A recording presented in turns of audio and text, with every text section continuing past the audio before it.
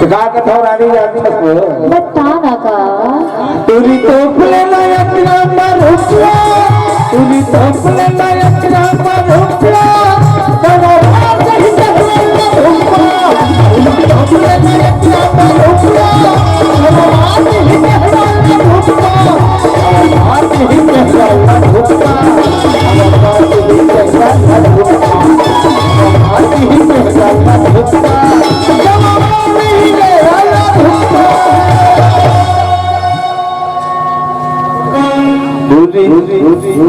पहले नया चरावा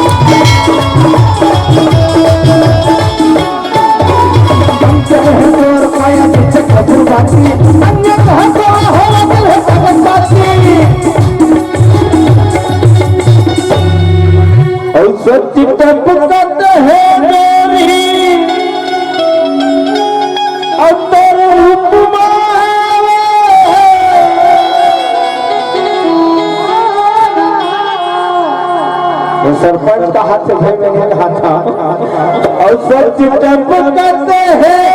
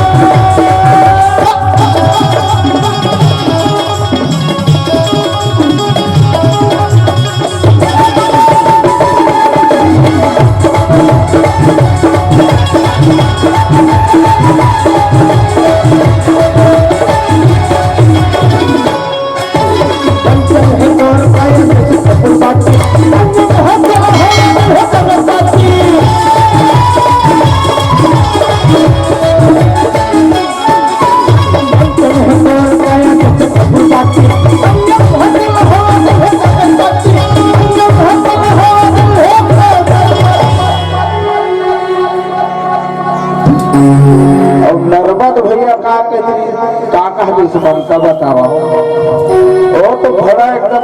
फसर सोवत नहीं से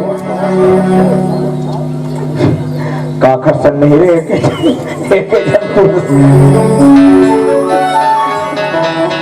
वो लोग कुर्सी बैठे हैं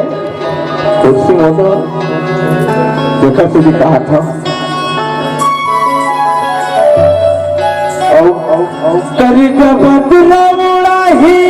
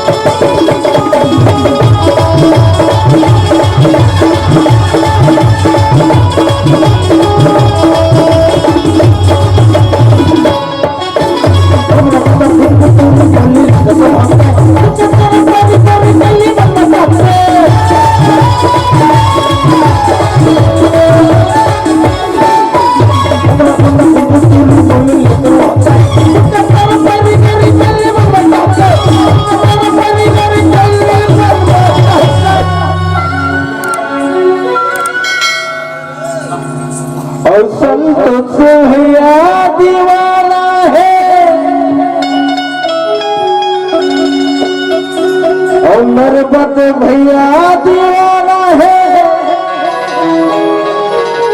तोरे रंगना बाबा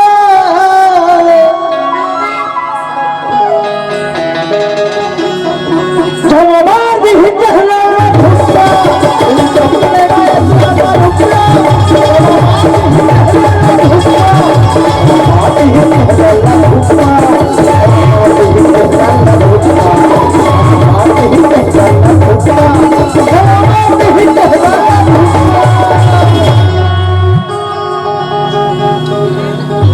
जैसा हो दीवाना है तो परी ऊपर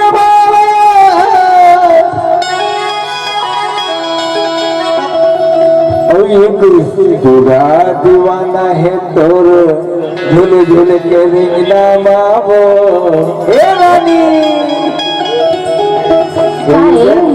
ये बेस का हवा से कहा था मतलब दिल से कहा थे मगली भले ते सोचत हुए झमवार दी कहला